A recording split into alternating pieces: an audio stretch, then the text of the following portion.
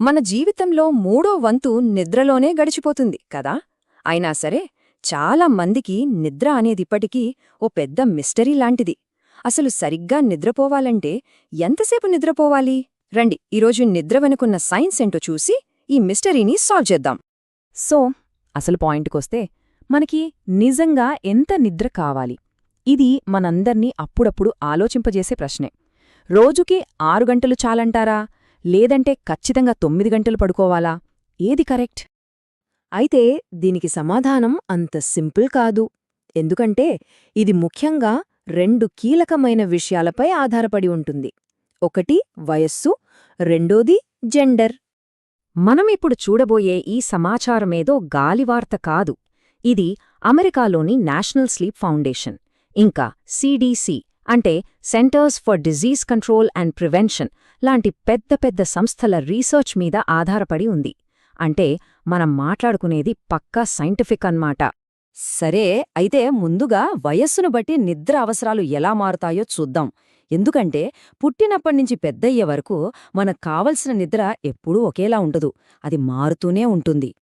ఇక్కడొక simple rule ఉంది. అదేంటంటే మన వయస్సు పెరిగే కొద్దీ మనకు అవసరమయ్యే నిద్ర సమయం మెల్లమెల్లగా తగ్గుతూ వస్తోంది. అంతే. ఇప్పుడు ఈ నంబర్స్ చూడండి, చాలా ఇంట్రెస్టింగ్గా ఉంటాయి. పసిపిల్లలకి వాళ్ల బ్రెయిన్ చాలా ఫాస్ట్గా డెవలప్ అవుతుంది కాబట్టి రోజుకి 16 గంటల వరకు నిద్ర అవసరం, చూసారా? ఆ తర్వాత వయసు పెరుగుతున్న కొద్దీ మెల్లగా తగ్గుతూ వస్తుంది. టీనేజర్స్కి వచ్చేసరికి 8 నుంచి 10 గంటలు. ఇక్కడ ఇంట్రెస్టింగ్ పాయింట్ ఏంటంటే 18 నుంచి 64 ఏళ్ల వరకు, అంటే దాదాపు మన అడల్ట్ లైఫ్ మొత్తం 7 నుంచి 9 గంటల నిద్ర సరిపోతుంది. ఆ తర్వాత సీనియర్స్కి ఇంకొంచెం తగ్గి 7 నుంచి 8 గంటలకు వస్తుంది. ఒక్క విషయం గుర్తుంచుకోవాలి, ఇవన్నీ జనరల్ గైడ్లైన్స్ మాత్రమే. అంటే అందరికీ ఇవే వర్తిస్తాయని కాదు. కొందరి బాడీ టైప్ను బట్టి వాళ్లకి ఇంతకంటే ఎక్కువ లేదా తక్కువ నిద్ర కూడా అవసరమవ్వచ్చు. సరే, వయసు గురించి చూసాం కదా.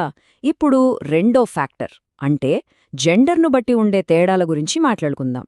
రికమెండ్ చేసే గంటలు ప్లస్ ఆర్ మైనస్ ఒకేలా ఉన్నా నిద్ర క్వాలిటీ విషయంలో, ఇంకా నిద్రకు సంబంధించిన సమస్యల విషయంలో స్త్రీలకు పురుషులకు మధ్య కొన్ని తేడాలున్నాయి. ఈ రెండింటి మధ్య ఉన్న తేడాలిక్కడ చూడొచ్చు. ఉదాహరణకి స్త్రీలలో పీరియడ్స్, ప్రెగ్నెన్సీ, మెనోపాజ్ ఇలాంటి టైంలో హార్మోనల్ చేంజెస్ వల్ల వాళ్ల స్లీప్ సైకిల్ మీద చాలా ఎఫెక్ట్ పడుతుంది. అదే పురుషుల విషయానికొస్తే వాళ్లలో స్లీప్ యాప్నియా అంటే నిద్రలో ఉన్నట్టుండి ఊపిరాగిపోవడం, ఇంకా గురక ఇలాంటి సమస్యలు ఎక్కువగా కనిపిస్తాయి.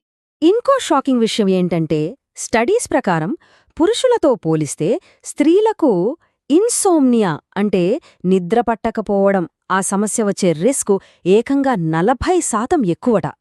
40%. ఓకే, ఇప్పటిదాకా మనం నంబర్స్, డేటా ఇవన్నీ చూసాం. కాని ఇదంతా ఒకెత్తైతే అసలు విషయం వేరే ఉంది. అదేంటంటే ఎవరి నిద్ర క్వాలిటీ ఎలా ఉంది? దీనికి జవాబు ఎవరికి వాళ్లకే తెలియాలి. ఒక్కసారి ఆలోచించండి, పొద్దున్నే నిద్ర లేవగానే ఎలా అనిపిస్తుంది?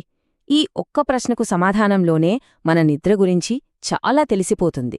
సరిపడా నిద్రపోతున్నారో లేదో తెలుసుకోవడానికి కొన్ని సింపుల్ ప్రశ్నలున్నాయి. పొద్దున్న లేవగానే ఫ్రెష్గా, ఎనర్జెటిక్గా ఫీలవుతున్నారా? లేదంటే రోజంతా అలసటగా, నీరసంగా ఉంటుందా? మధ్య మధ్యలో కునుకు తీయాలనిపిస్తుందా?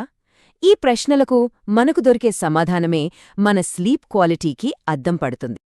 ఫైనల్గా ఈ లెక్కలు, గైడ్లైన్స్ అన్నిటికంటే ముఖ్యమైనది ఒకటుంది. మన శరీరమే మనకు బెస్ట్ ఇండికేటర్. మన బాడీ ఏం చెబుతుందో వినాలి. దానికి ఎంత నిద్ర కావాలో అదే మనకు క్లియర్గా సిగ్నల్స్ ఇస్తుంది. ఈ విషయాన్ని గుర్తుంచుకోండి.